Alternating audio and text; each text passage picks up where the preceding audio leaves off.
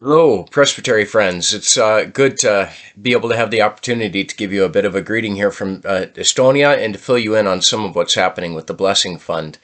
I wish I could be there with you to give you a presentation like this in person, but circumstances are what they are, and thankfully we have the possibility of electronic communication.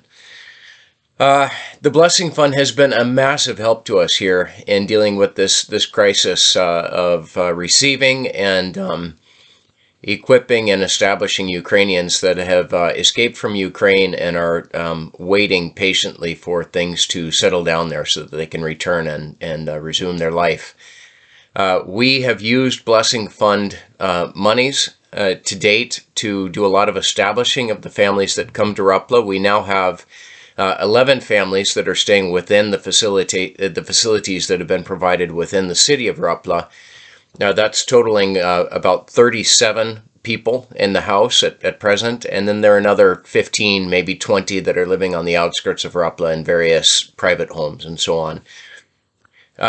So one of the chief tasks early on has been just to get these families established. Many of them left their homes, what they've described as going to bed one night, finishing homework, drinking coffee, talking together as a family, getting ready for work the next day, waking up to sirens and a warning that they had 30 minutes to pack their things together and leave. Having arrived at the train station, many of them discovered that their suitcase was the size of a person, and so they had to leave their suitcases so that more people could get on the trains. So train stations have been littered with suitcases on end. And so many of the people that arrived in Rapla, Estonia, other places around Europe, arrived with only the clothes on their back. And so we have helped them with Blessing Fund money to get established, to get clothing, the basics that they need just to begin. In our house, that's meant buying additional appliances, emergency appliances to accommodate so many people in one setting in a building that was not meant to be an apartment building.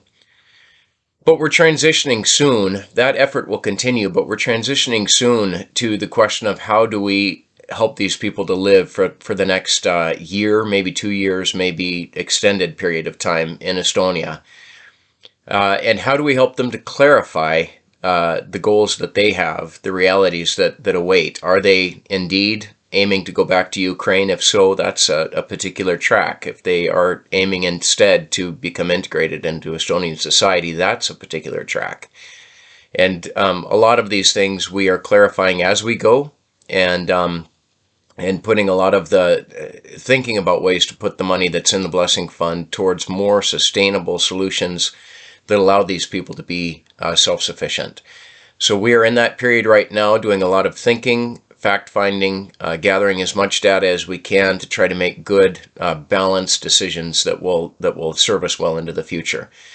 So I'm very deeply grateful for the fact that the Presbytery has our back, that you are aware of what we're involved in, and that you are supporting us, and we will do our very best to make sure that whatever money is given is directed towards the help of these people in a way that will be sustainable and help them to move towards self-sufficiency and to reestablishing their lives and productivity. This is a great opportunity for the church to demonstrate what it means for us to be Christian. One thing is to declare that in our words and to inform people with the sharing of the gospel, but another is to live it out.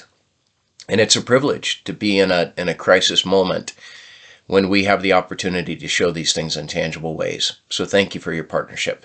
Blessings from Estonia.